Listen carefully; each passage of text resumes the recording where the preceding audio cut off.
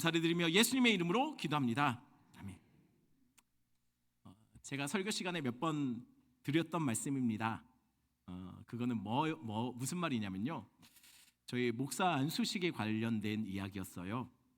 전 목사를 안수를 받던 날 받고 나서 굉장히 기분이 별로 안 좋았습니다. 좋은 날인데 왜 기분이 안 좋았을까요? 왜냐하면 불과 1시간 정도 전에는 제가 목사가 아니었거든요. 그런데 1시간 정도 걸리는 안수식이 끝나자 사람들이 저를 보고 다들 목사라고 부르는 거예요. 저는 목사가 아직 아닌 것 같은데 사람들이 저를 목사라고 불러주니 이게 대체 참 어색하고 너무 불편한 거 있지 않습니까? 그리고 속으로 이런 생각도 드는 겁니다. 이렇게 아무나 목사를 주고 그러면 안 되는 거 아닌가? 생각. 이거 어떻게 할까요? 경찰에 신고할까요? 그래서 집으로 돌아오는 차 안에서 제가 아내에게 이렇게 말을 했어요. 여보, 나 목표가 생겼어요. 무슨 목표요? 나 이제부터 목사가 되려고. 방금 목사 안수 받고 돌아오는 길에 아내한테 그 말을 하니까 아내가 당황스럽죠. 이 양반이 뭘 잘못 먹었나 이런 생각이 들 거 아닙니까? 그럼 제가 왜 이 말을 했을까요? 아무리 생각해도 내가 목사가 아닌데 다들 목사라고 부르니 제 안에 그런 생각이 드는 겁니다. 난 갑을 받은 목사다. 그러니 목사 된 날부터 제 안에 목표가 생겼어요. 어떤 목표냐면 목사가 되는 거. 그냥 호칭만 목사가 아니라 목사라고 불려줘도 되는 목사가 되는 거. 목사 같은 목사 되는 거. 그게 제 그때부터 지금까지 계속된 몸부림입니다. 어떻게 조금 그런 거 같나요? 속으신 거예요, 저한테. 전 아직 멀었어요. 여러분 조금 기다리달라고 말씀드리기가 좀 힘들 것 같아요. 좀 오래 기다리셔야 될 것 같아요. 그냥 계속 몸부림치고 있습니다. 그런데 오늘 본문 설교 준비하면서 묵상하면서 알게 된 게 있어요. 그게 뭐냐면 하나님은 원래 사람을 그렇게 세우신다는 거예요. 어떻게 세우신다는 거냐면 자격이 되는 사람을 세우시는 게 아니라 자격을 되게 만들어 주셔서 사람을 세우시더라는 거예요. 아니 그게 무슨 말이죠? 또 누가 저처럼 자격이 안 됨에도 불구하고 세워진 사람이 또 있다는 말인가요? 네, 오늘 본문에 나옵니다. 누구냐면 바로 아론과 그의 아들들이 그랬어요. 출애굽기 29장 1절 상반절만 같이 볼까요? 같이 읽겠습니다. 내가 그들에게 나를 섬길 제사장 직분을 위임하여 그들을 거룩하게 할 일은 이러하니. 오늘 본문은 제사장을 어떻게 세워야 되는지에 대해서 위임식의 규정에 대한 이야기를 하고 있는 본문입니다. 그러면 하나님은 누굴 제사장으로 세우시려고 위임식을 이야기하는 걸까요? 누굴 세우려고 하는 겁니까? 대제사장으로는 아론이고 일반 제사장으로는 그의 아들들을 세우려고 지금 위임식에 대해서 이야기하는 거예요. 그러면 저는 목사 같지 않은 목사인데 저와 다르게 그들은 제사장 같은 제사장일까요? 글쎄요, 그렇지 않은 것 같아요. 아니 왜요? 우리 방금 읽은 1절을 직역하면 이렇거든요. 우리 직역한 걸 한번 같이 볼까요? 같이 읽습니다. 그들을 거룩하게 하여 제사장 직분으로 나를 섬기도록 위임하여. 직역하면 이렇게 번역이 돼요. 자세히 보니까 뭡니까? 아론과 그의 아들들이 거룩해서 제사장으로 세운 것이 아니라 거룩하게 해서 제사장으로 세운다는 얘기예요. 그러니까 한마디로 사람은 고쳐 사용하는 것이 아닌데 하나님은 사람을 고쳐서 쓰시겠다는 거예요. 근데 문제는 사람이 잘 고쳐집니까? 여러분 잘 고쳐지나요? 여러분 같이 살고 계신 분들 생각해 보세요. 여러분 같이 살고 있는 분, 살아주고 계시는 분, 잘 고쳐집니까? 잘 바뀝니까? 주님만 변함없는 게 아니고 그분들도 변함없어요. 안 변해요. 지독하게도 안 변해요. 그러면 그분들과 살아주고 계시는 여러분들은 어떻습니까? 여러분 잘 변합니까? 잘 변하시는 분 같은, 나는 괜찮은데 이 양반이 문제죠. 차라리 홍해가 갈라지는 것이 쉽지 내가 변하는 것은 세상에서 제일 어려운 것 같아요. 우린 지독하게 안 변해요. 그러니 사람은 고쳐 쓰는 것이 아닌 것이 맞는 것 같아요. 근데 하나님은 아론과 그 집안을 선택하셔서 고쳐서 제사장으로 세우시겠다라고 말씀하고 있는 거예요. 그런데 도대체 하나님은 무슨 생각으로 그렇게 말씀하시는 걸까요? 도대체 어떻게 아론과 그 집안을 고쳐서 쓰시겠다고 말씀하시는 걸까요? 하나님 먼저 이렇게 하시겠답니다. 1절 하반절 이렇게 명령하세요. 같이 읽습니다. 그들을 거룩하게 할 일은 이러하니 곧 어린 숫소 하나와. 하나님은 아론과 그 아들들을 거룩하게 고쳐보시기 위해서 먼저 무엇을 명령하시냐면 이런 것들을 준비하라고 명령하세요. 준비물을 말씀하십니다. 어떤 준비물입니까? 먼저 첫 번째는 어린 숫소예요. 그리고 두 번째는 흠없는 순양 2마리입니다. 그리고 다음 절에 추가적으로 말하는 것은 뭐냐면 누룩을 넣지 않는 무교병, 무교과자, 무교전병을 준비하라고 말씀하세요. 자, 그러면 준비물을 다 준비했어요. 그러면 준비물을 준비해 놓고 그 다음에는 뭘 할까요? 4절입니다. 4절 같이 읽습니다. 아론과 그의 아들들을 회막문으로 데려다가 물로 씻기고. 준비물을 다 준비하고 나면 하나님은 이들을 물로 씻기랍니다. 두 번째 명령은 목욕 재개시키라는 거예요. 그런데 여기서 물로 씻기다는 말은요, 우리가 생각하는 그 정도 그냥 물로 이렇게 물 조금 이렇게 붓는 정도가 아니에요. 여기는 완전히 물에 몸을 담궜다가 나오는 거예요. 학자들은 이것을 일종의 침례 의식같이 생각을 합니다. 저도 그게 맞다고 생각해요. 왜냐하면 하나님은 사람을 구별하실 때, 세우실 때 늘 그러셨거든요. 어떻게 하셨다는 겁니까? 하나님이 누군가를 거룩하게 구별하여 세울 때는요, 늘 먼저 물로 씻는 행위들을 하게 만드셨어요. 예를 들어 보겠습니다. 하나님은 이스라엘을 애굽에서 불러내셨어요. 불러내시면서 뭐라고 말씀하시냐면 내가 너희를 만방의 제사장 나라로 삼겠다라고 얘기합니다. 하나님이 이스라엘 백성들을 애굽에서 불러내서 거룩하게 제사장 나라로 구별하겠다라고 말씀하세요. 그리고서는 하나님이 하신 일이 뭐냐면 그들을 굳이 홍해 앞에 갖다 놓더라는 거예요. 길도 아닌데. 그래놓고 이스라엘로 하여금 억지로 기어이 홍해를 통과하게 만드세요. 그리고 이 홍해 사건을 바울은 뭐라고 얘기하냐면 고린도전서 10장 2절에 이렇게 말합니다. 같이 읽습니다. 모세에게 속하여 다 구름과 바다에서 세례를 받고. 이스라엘이 홍해를 통과한 사건을 바울은 이스라엘이 세례를 받은 사건이라고 얘기해요. 그러니 하나님은 이스라엘을 제사장 나라로 구별하시면서 먼저 하신 일은 물을 통과하게 하셨다는 거예요. 물에 들어갔다 나오게 하셨다는 거예요. 마찬가지로 오늘 본문에서도 하나님은 아론과 그의 아들을 제사장으로 구별하시면서 제일 먼저 한 게 뭐냐면 물에 들어갔다 나오게 하신 거예요. 이게 무슨 의미죠? 물에 들어갈 때 이전에 죄악의 나는 죽고 건져질 때 거듭난 나로 다시 나오는 겁니다.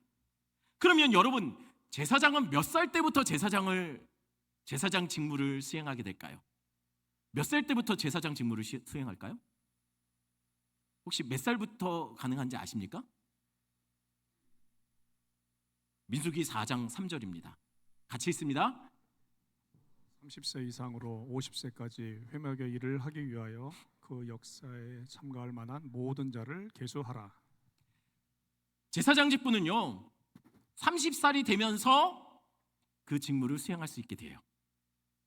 그러니 아론의 집안의 남자들은 30세가 되면 이렇게 물에 푹 당겨졌다 나오면서 위임식을 하며 정식적으로 제사장의 임무를 수행하게 되는 겁니다. 그러니 다시 묻겠습니다. 몇 살부터 한다고요? 30세예요. 그러면 여러분 생각나는 분 있죠? 예수님이 본격적으로 사역하신 그 나이가 몇 살이죠? 30이에요. 그럼 예수님은 사역을 시작하시면서 본격적으로 시작하실 때 제일 먼저 한 일이 뭔지 혹시 기억나십니까? 물에 들어갔다 나오는 거예요. 세례 받으셨어요. 제사장의 위임식과 같죠. 이게 우연일까요? 아니에요. 제가 구약 성경은 늘 예수 그리스도와 그가 하실 일들에 대해서 우리에게 알려준다고 말씀드렸잖아요. 이건 우연이 아닙니다. 이거는 예언의 성취예요. 왜냐하면 예수님이 우리의 대제사장 되시기 때문이에요. 그분이 대제사장으로서의 사역을 감당하시기 위해 그것을 우리에게 알려주시기 위해 예수님은 30세에 세례 받으시며 그분의 사역을 본격적으로 시작하신 거예요. 자, 이렇게 아론과 그의 아들들도 제사장으로서 위임받기 위해 먼저 목욕제기를 합니다. 그럼 목욕제기를 하고 난 다음 그 다음은 뭘 했을까요? 여러분, 목욕하고 나면 뭘 제일 먼저 할까요? 여러분은 목욕하면 제일 먼저 뭘 합니까? 옷 입어야죠. 안 그럼 민망합니다. 옷 입어야 돼요. 여러분, 5절입니다. 5절 같이 있습니다. 의복을 가져다가 아론에게 속옷과 에봇 받침 겉옷과 에봇을 입히고 흉패를 달고 에봇에 정교하게 짠 띠를 띠게 하고.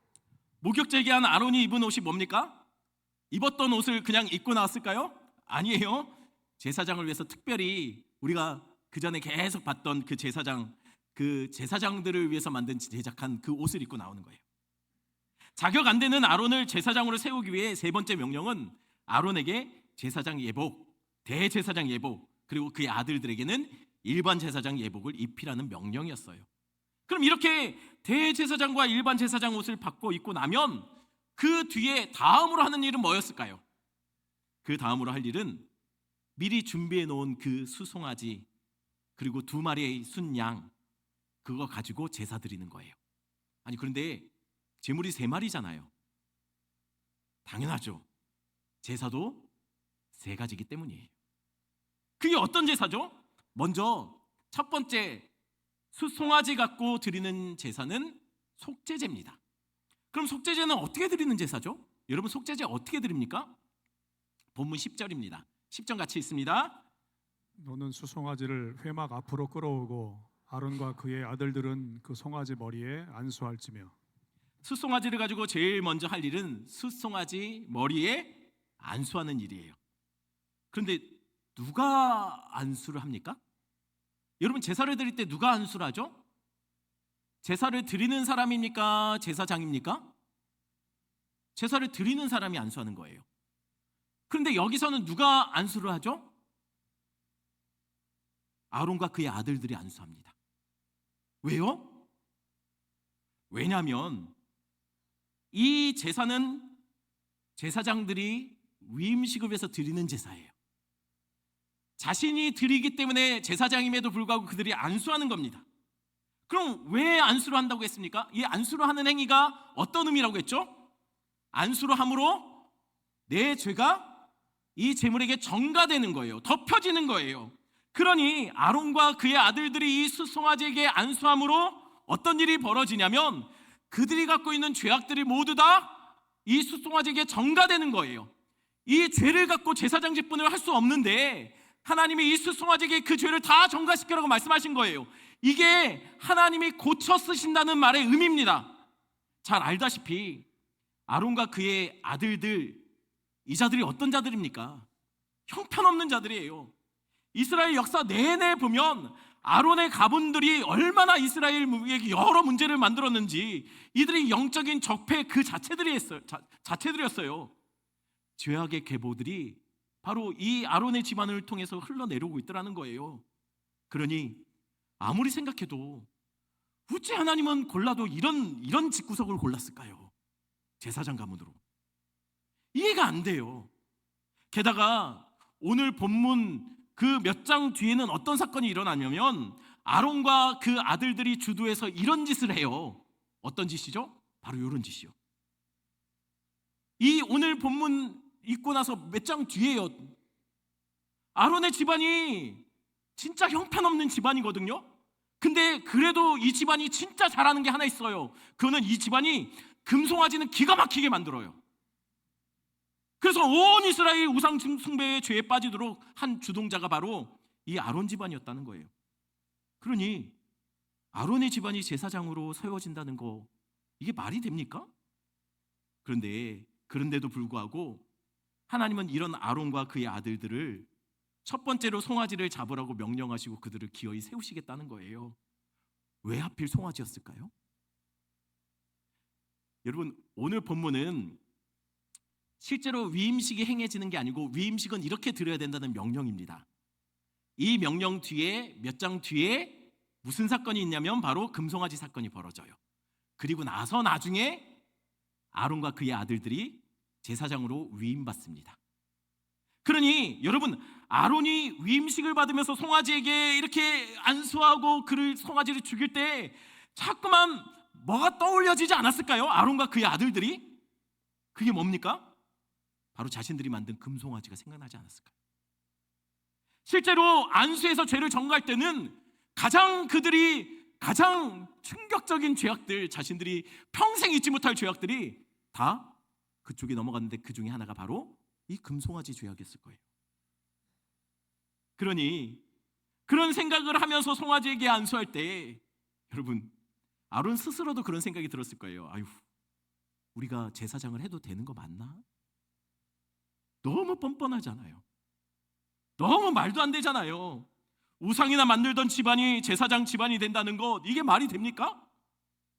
그런데 하나님은 그 송아지에 안수하여 아론의 집안의 모든 죄악을 송아지에게 다 전가시키고 그 송아지를 아론 대신 회막문에서 죽이라 하십니다. 그리고 그 피를 받아요. 제단 뿔에 바르고 그리고 제단에 붓도록 만드십니다. 그러니 제단이 어떻게 됩니까? 이 송아지 피로 피범벅이 되는 거예요. 온통 피로 난리가 나는 거죠. 마치 예수 그리스도의 십자가 그 주변처럼 말이죠. 그럼 죽은 송아지 사체는 어떻게 할까요? 예, 송아지 사체 어떨까요? 나머지 고기와 벗겨놓은 가죽은 불태우랍니다. 그러니 손은요 완전히 죽고 완전히 피가 뿌려지고 완전히 태워지는 거예요. 그런데 원래는 누가 그렇게 돼야지 맞습니까? 송아지가 뭔 잘못이에요?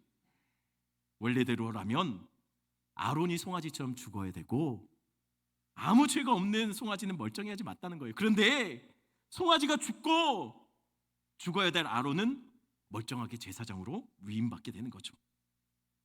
여러분, 이게 속죄 제사예요. 제물이 죄를 뒤집었어요. 그리고 죄인이 하나님과의 관계에서 화목을 이루는 것, 이게 속죄제입니다. 이렇게 송아지가 속죄제물로 죽었다면 이제 남은 것이 있죠. 뭡니까? 2마리의 순양이에요.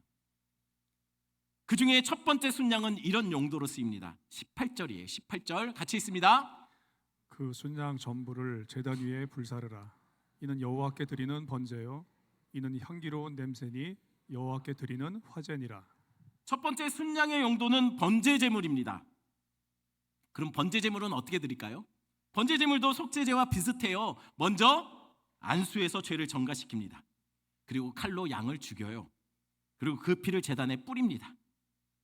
그러면 속죄제처럼 번제도 온통 주변이 피범벅이 돼요. 그리고 나면 다음에 할 일이 있어요. 그 죽인 순양을 가죽을 벗겨요. 그리고 각을 뜹니다. 그리고 장작 위에 불 위에 그 짐승을 올려놓는 거예요.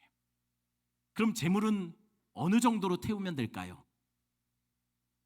번제는 화재로 불태우는 거거든요. 어느 정도로 제물을 태우면 될까요? 노릇노릇하게 미디엄 웰던이면 될까요? 아니요. 번제는 재 하나 남김없이 다 사라질 정도로, 아무것도 앞에 남는 것이 없을 정도로 다 하늘로 올려보내야 되는 거예요. 그러니 번제의 의미는 완전한 죽음이고 완전한 헌신을 의미합니다. 근데 여러분, 번제하니까 떠올려지는 사건 하나 있지 않습니까? 어느 날 하나님이 아브람을 찾아와서 이렇게 말씀하세요. 아브람아, 너는 네가 사랑하는 독자 이삭을 데리고 내가 지시할 땅으로 가서 그를 번제로 바치라. 하나님이 갑자기 이런 말씀을 하시는 거예요. 충격적인 명령이죠. 번제로 바치랍니다. 그 말을 듣고 아브람이 아침에 일찍 일어나요. 그리고 제일 먼저 한 일이 뭐냐면 장작을 준비해요. 그리고 장작을 갖고 모리아산을 향해서 출발합니다. 사흘 만에 도착해요. 사흘길이라고 얘기해요. 근데 그곳에 도착하자 그때부터 아브람이 이상한 일을 하기 시작해요. 아브람은 종 보고 따라오지 말고 여기 있으라고 말합니다. 그리고 그 장작을 누구에게 짊어지게 하냐면 이삭에게 짊어지게 해요. 이상하지 않습니까? 이게 되게 이상한 거거든요. 뭐가 이상하냐면 여러분 모리아산은요 과거에 아브라함이 이곳에 많이 활동했어요. 그래서 이 땅을 잘 알아요. 어느 정도로 잘 아냐면 가나안 땅에는요 여러분 대부분 지역이 황폐해요. 황무지 같아요. 그래서 나무라고는 잘 자라지 않습니다. 그런데 가나안 땅에 몇 안 되는 나무가 잘 자라는 지역이 있어요. 그게 바로 그 중에 하나가 뭐냐면 바로 이 모리아산이에요. 모리아산에는 나무가 많아요. 이것을 아브라함도 잘 알고 있었다는 거예요. 그러니 이상하잖아요. 왜 장작을 사흘 동안 갖고 왔을까요? 현지 조달하면 되잖아요. 와서 캠 준비하면 되잖아요. 근데 왜 고생스럽게 이걸 가져오냐는 거예요. 그리고 왜 종을 남기고 이삭에게 이거 짊어지게 합니까? 고생스럽게? 그거 짊어지고 이삭은 언덕길을 산길을 올라가야 돼요. 차라리 종 보고 가지고 거기다 갖다 놓고 넌 내려가 있어라 라고 하면 되잖아요. 굳이 이 산으로 장작을 짊어지고 나무를 짊어지고 이삭이 올라가게 하더라는 거예요. 왜 그랬을까요? 아무리 생각해도 이해가 되지 않지 않나요? 그래서 이렇게도 생각해 봤어요. 아브라함이 이렇게 한 이유는 아무래도 그는 일머리가 없었다. 아니 현장에서 나무 자르면 되는데 굳이 멀리서 나무를 갖고 올 필요가 뭐가 있었나? 분명히 일머리가 없었을 거다. 근데 그것만 갖고는 설명이 안 되는 것이 많아요. 한 종도 있고 참 종이 굉장히 또렷또렷한 종이었거든요. 여러분 오히려 성경은 이 사건을 통해서 우리에게 다른 무언가를 알려주고 싶었던 거 아닐까요? 그러니 이 말도 안 되는 일을 벌이고 있는 거 아니냐는 거예요. 그게 뭘까요? 아브라함이 그곳에서 드려야 될 제사가 무슨 제사라고 했습니까? 번제라고 했어요. 그러니 이 번제는요 지금 아버지는 아들이 나무를 메고 그 험한 길을 올라가는 거 지켜보는 거 굉장히 마음 쓰였을 거예요. 그런데 그 아버지가 사실 아들이 짊어지고 올라가는 거 그것보다 더 큰 거는 아버지가 이제 아들을 산채로 죽여야 돼요. 그리고 가죽을 벗깁니다. 아들 가죽을 자기가 벗겨야 돼요. 그리고 아들을 각을 떠야 돼요. 그리고 불을 붙여서 아들이 완전히 내 앞에서 존재 자체가 없는 것처럼 사라질 때까지 다 태워야 돼요. 이제 아브라함은 그거 해야 돼요.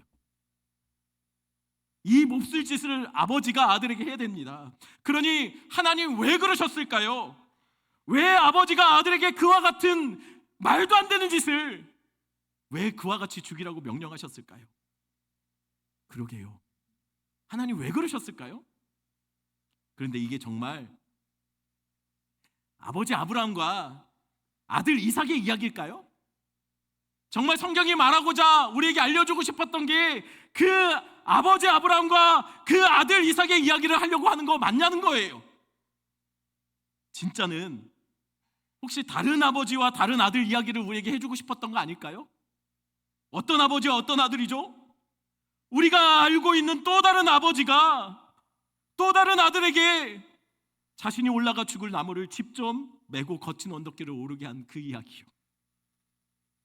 아버지가 아들을 가죽을 벗기고 각을 뜨고 완전히 태워서 없어질 때까지 그렇게 드려지는 번제처럼 아버지가 아들을 발가벗겨 온몸 여기저기를 찢어 놓으시고 피투성이가 되게 만든 후에 그 몸에서 피 한 방울 남김없이 다 쏟아내게 하신 우리가 알고 있는 그 아버지와 그 아들 이야기 말입니다. 그래서 이삭이 올라갔던 그 번제단, 결국 그곳에서 누가 죽습니까? 이삭이 죽나요? 이삭이 죽지 않아요. 이삭 이야기가 아니라는 거예요. 이삭은 그 자리에서 내려옵니다. 대신 그 위에 올라간 것은 나무에 걸린 순양이었어요. 나무에 걸린 순양이 대신 올라가 죽임당하게 됩니다. 그래서 순양이 죽고 이삭은 살아서 내려오게 된 거죠. 그런데 그곳이 어디라고요? 역대하 3장 1절은 그곳에 이렇게 말합니다. 역대하 3장 1절 같이 있습니다.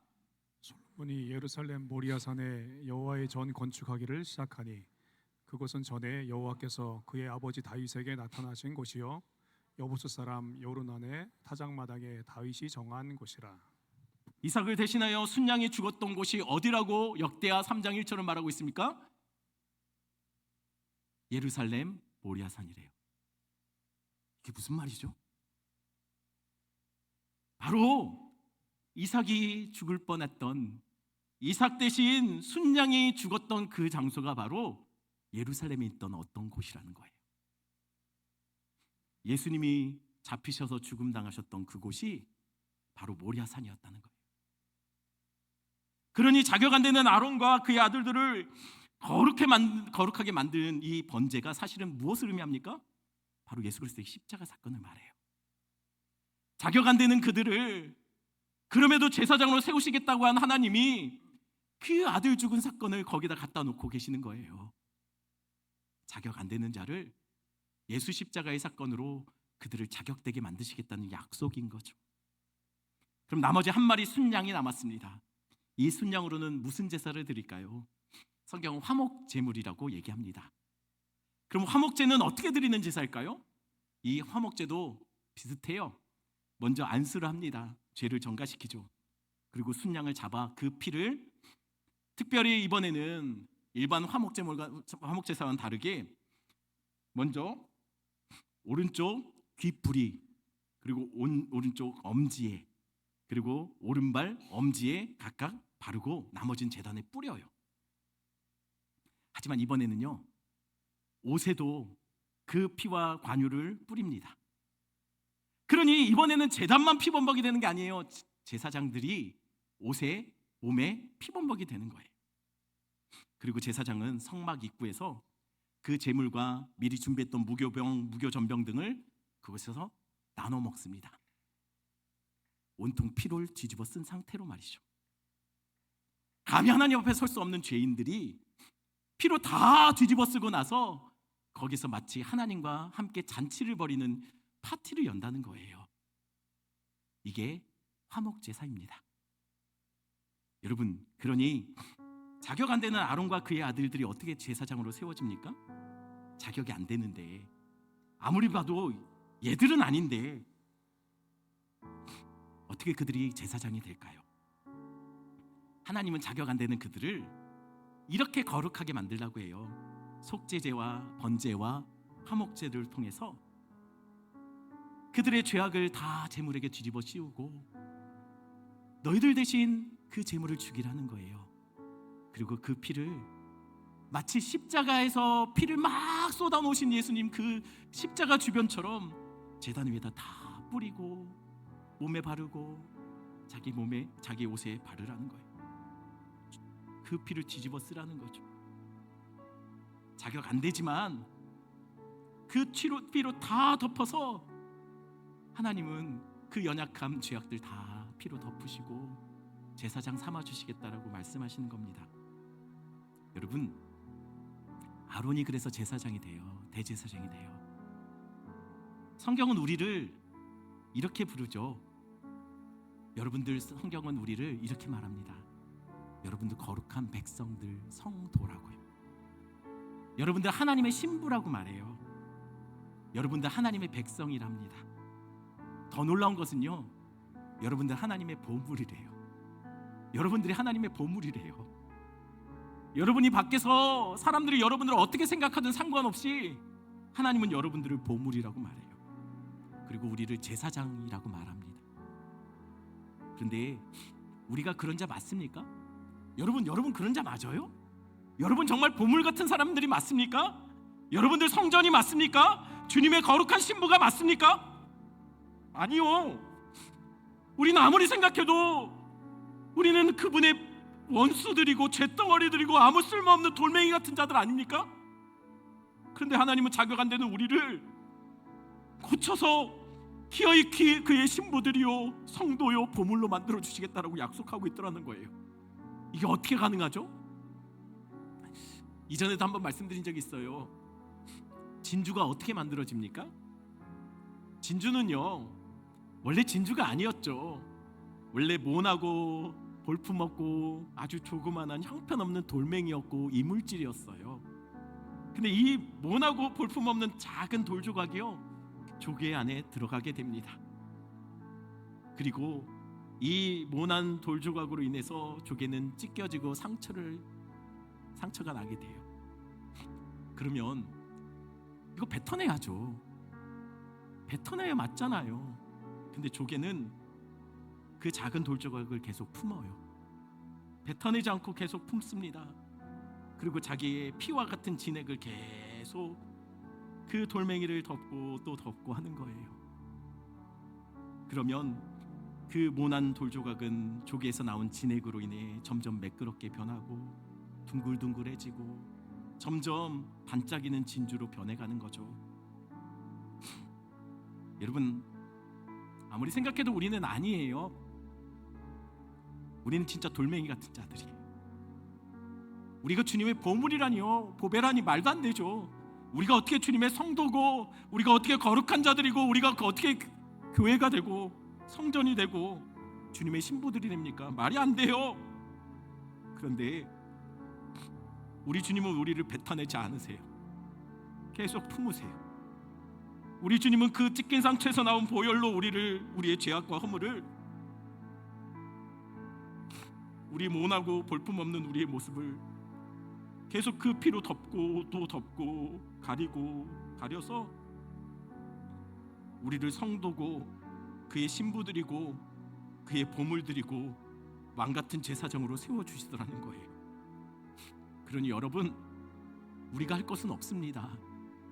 그냥 주 안에서 머물러 계시면 돼요. 그럼 나머지는 우리 주님이 여러분을 보물로, 성도로, 신부들로 바꿔놓으실 거예요. 그러니 우리는 주님 앞에 설 때까지 그저 신앙의 자리, 예배의 자리 지켜내시면 돼요. 그 자리에 계속 계세요. 주님 앞에 설 때까지 버티시면 돼요. 그러면 나머지는 우리 주님이 알아서 하실 겁니다. 아무리 봐도 형편없는 우리지만 우리 주님 계속 우리를 덮고 가려주시고 우리를 품어주시고 우리를 끌어안아 주셔서 우리를 그분의 진짜 보물들로, 보배로 만들어 주실 거예요. 그러니 그냥 계시면 돼요. 맡기시면 돼요. 우리 말씀 생각하시면서 이 찬양 같이 합니다.